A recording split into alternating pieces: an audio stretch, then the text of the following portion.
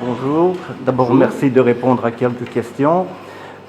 Pensez-vous sincèrement que l'Europe, que vous, enfin je ne dis pas vous en tant que tel, mais les politiciens sont en train de construire est celle que les citoyens attendent? D'abord, il ne faut pas dire les politiciens. Il y a des politiciens ou des hommes et des femmes politiques qui croient que la concurrence est freinée, Les politiques. Oui, mais il y a des politiques qui sont pour l'Europe dans laquelle on est et qui veulent continuer comme ça. Je n'en fais pas partie. Moi, je fais partie des politiques qui ont envie de changer l'Europe, c'est-à-dire de revenir aux fondamentaux. Il faudra peut-être passer par une période de rétrécissement de l'Europe, se passer de certains pays qui aujourd'hui ne considèrent l'Europe que comme un bon contact pour avoir de l'argent, mais pour rien d'autre. Pour ne pas partager, je dirais, les problèmes que nous avons, ne pas les répartir de manière solidaire.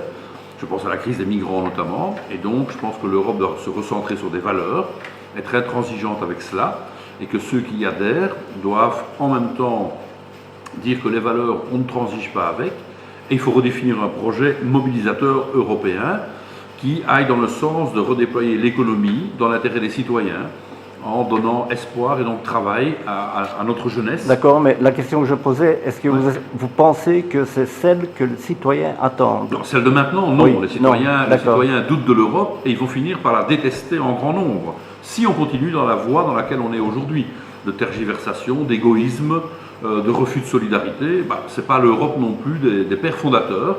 Voilà pourquoi je dis qu'il faut une rupture. Donc je fais partie des politiciens qui n'aiment pas l'Europe d'aujourd'hui telle qu'elle est devenue. Est-ce que vous ne pensez pas que tout a été beaucoup trop vite en laissant entrer des pays qui éventuellement n'étaient pas prêts? Est-ce que vous ne pensez pas non plus que ça a contribué à créer encore un plus grand fossé entre les très riches et les très pauvres?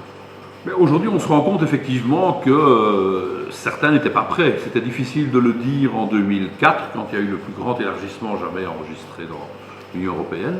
Mais aujourd'hui, quand on voit ce qui s'est passé en Pologne, quand on voit les lois qui sont votées en Hongrie, quand on voit la dérive en Slovaquie, je dirais quelles que soient les familles politiques, que ce soit la famille social-démocrate à laquelle j'appartiens, socialiste et social-démocrate, que ce soit certains libéraux, que ce soit les démocrates chrétiens, on est loin des principes de départ et donc... Les lois dont vous parlez, qui sont, on va dire, qui ont un petit côté extrême quand même, est-ce que ce n'est pas un réflexe de défense par rapport à une situation qui est créée par la situation politique?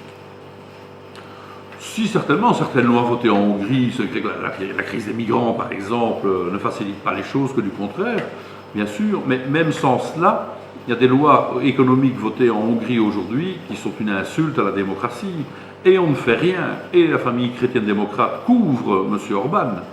Et finalement, il n'y a pas de sanctions à l'égard de ceux qui ne respectent pas les principes de l'Union européenne.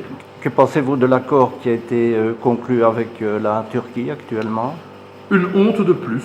Donc clairement, autant la Turquie, malgré la dérive autocratique de son dirigeant, M. Erdogan, reste évidemment un acteur fondamental avec lequel il faut discuter.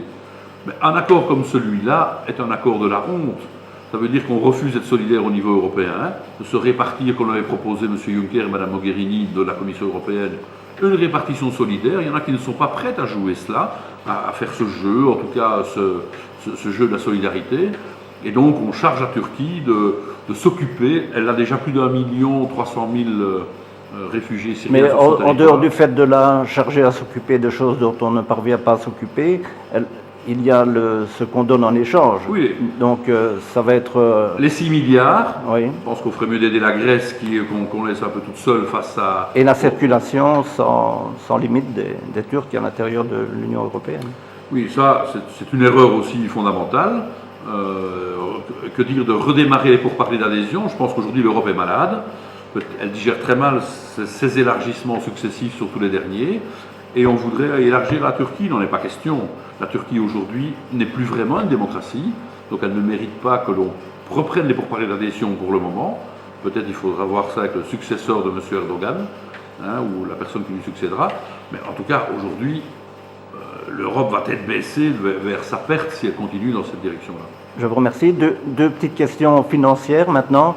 Nous sommes à une époque où les politiques, les politiciens, ou appelez-les comme vous voulez, demandent beaucoup d'efforts aux citoyens, et les Européens, les gens de la communauté européenne viennent de s'augmenter leur salaire de 2,4% au 1er janvier, avec effet rétroactif au 1er janvier 2015. Est-ce normal? Sans doute pas dans les conditions actuelles. Dans le contexte actuel. Surtout que dans le contexte actuel, surtout que pas tous les fonctionnaires européens, mais certains anciens fonctionnaires européens gagnent plutôt bien leur vie, c'est vrai. Oui. Maintenant, moi je ne remets pas en cause le principe de l'indexation des salaires. Je me bats pour l'indexation des salaires. Il faut savoir qu'ils ne l'ont pas eu pendant 5 ans, de 5 à 10 ans, et que ça vient à un mauvais moment, mais que l'indexation des salaires, c'est quelque chose qui est un droit qui malheureusement est bafoué aujourd'hui, qui n'existait plus que dans 2 pays, la Belgique et le Grand-Duché de Luxembourg. Or, ça devrait être un principe général. Et aujourd'hui, évidemment, quand on voit cette indexation-là, finalement, on crie au scandale. Ça n'est pas un scandale. Elle vient mal à propos dans la situation actuelle. Une dernière question. Avez-vous déjà vécu le fait que des parlementaires ou députés européens, je ne sais pas, vont signer le registre de présence le vendredi matin et puis s'en vont pour toucher l'indemnité de 200 ou 300 euros par jour? Est-ce vrai ou pas? Des émissions à scandale ont montré certains comportements comme cela. Est-ce vrai ou pas? Quelques-uns, mais malheureusement, on insiste que sur ces cons qui ne travaillent pas beaucoup, qui vont signer et qui partent, alors que la majeure partie des députés européens font plutôt bien leur travail. Mais ça, on n'en parle jamais, ou très peu. Eh bien voilà, on vient d'en parler. Merci à vous. Je vous remercie, Monsieur Tarabella.